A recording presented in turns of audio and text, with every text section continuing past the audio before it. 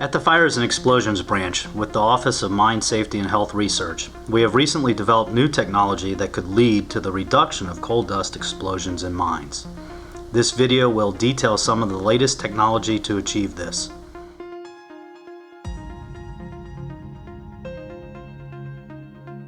To mitigate propagation of a coal dust explosion, federal regulations require that an inert or incombustible dust material, such as pulverized limestone, be applied in all underground areas of a coal mine. The introduction and use of larger and more powerful mining equipment has led to the generation of significant quantities of finer-sized coal dust particles. As coal dust particle size decreases, the reactivity increases and increased amounts of incombustible rock dust must be added to render the coal dust inert.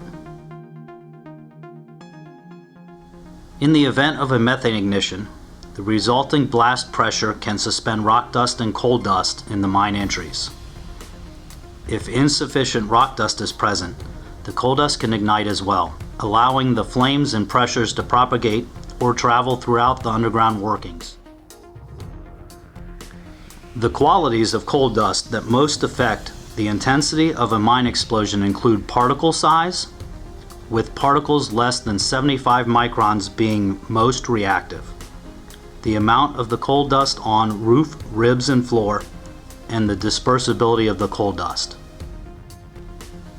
Rock dust acts as a heat sink which, when entrained or lifted with the coal dust in sufficient quantities and at the appropriate particle size, prevents propagation of the explosion flame.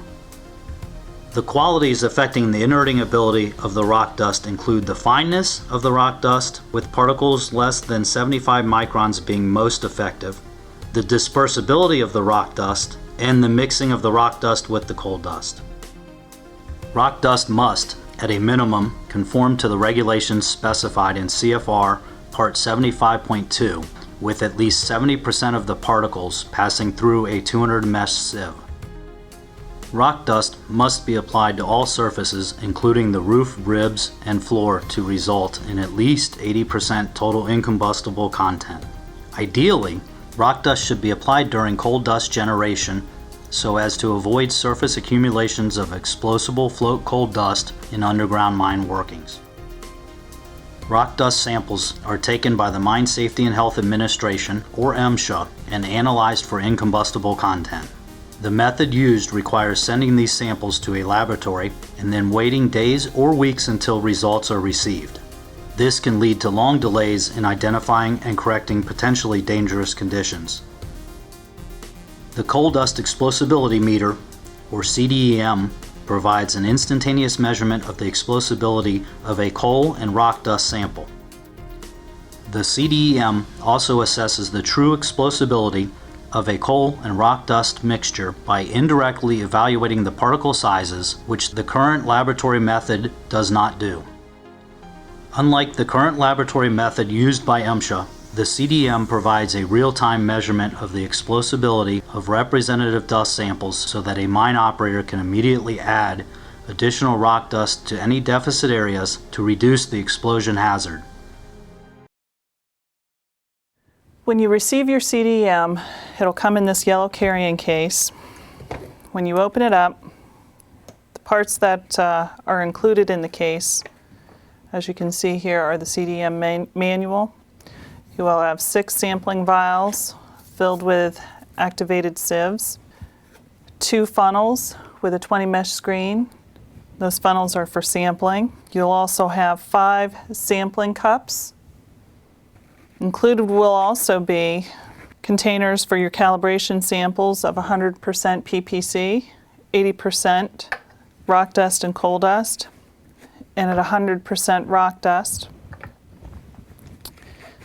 You will also have a container of sieves to dry your calibration samples, and 2 containers of PPC with which to make your 80% calibration sample. For these larger calibration sample containers, there will also be a separate funnel that will go right on over top of the calibration containers. Included in the kit are also a spatula and a brush to clean the meter. And last but not least, you will also have a CDEM.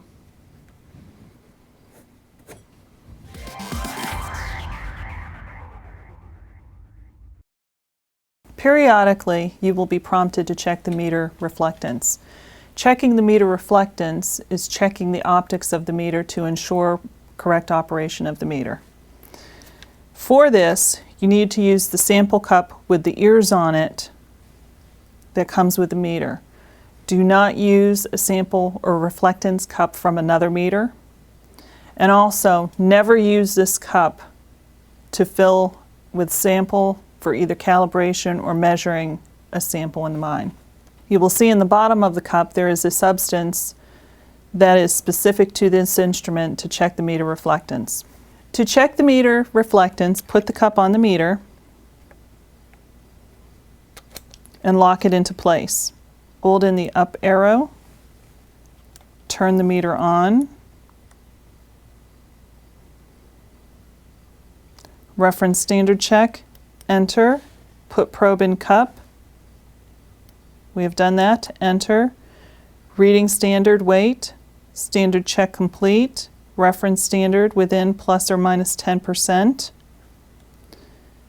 enter, reference standard check complete, enter, turn off meter, turn the meter off, and you are done.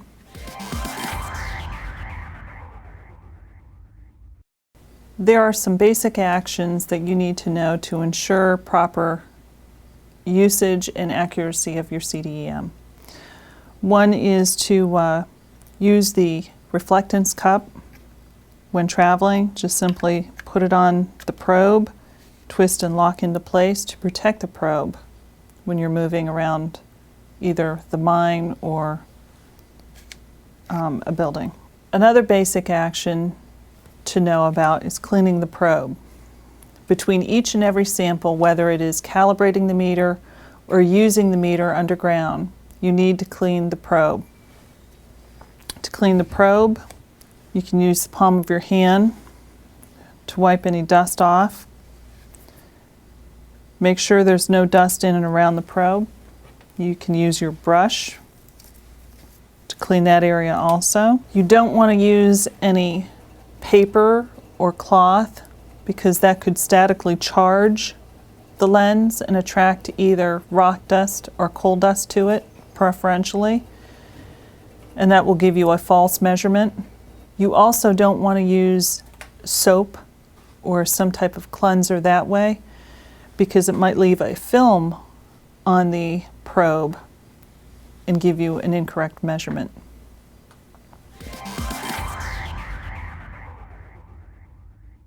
Another basic step that needs to be taken when calibrating or using the meter in operation is to dry your samples with molecular sieves.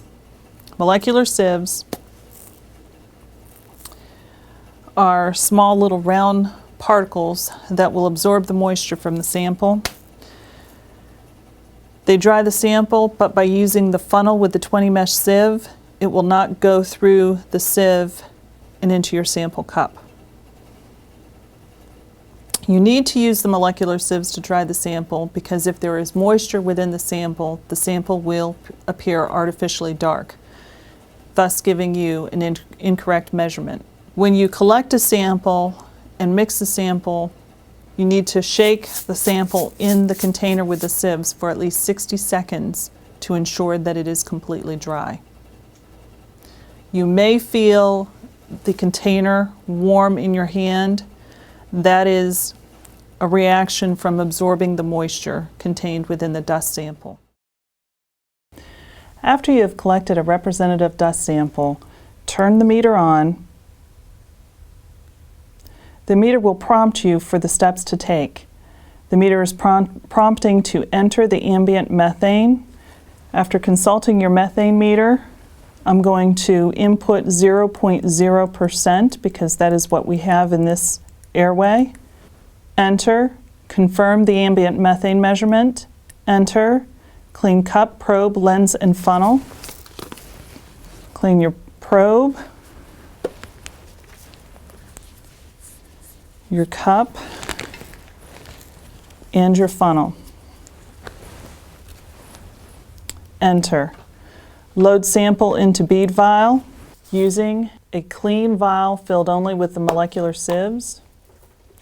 Collect a portion of your dust sample. Enter. Shake vial.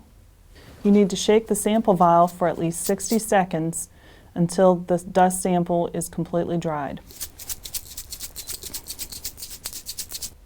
Once you have shaken the sample with the molecular sieves for at least 60 seconds, then you can hit enter, attach funnel to vial, open up your vial, attach the funnel,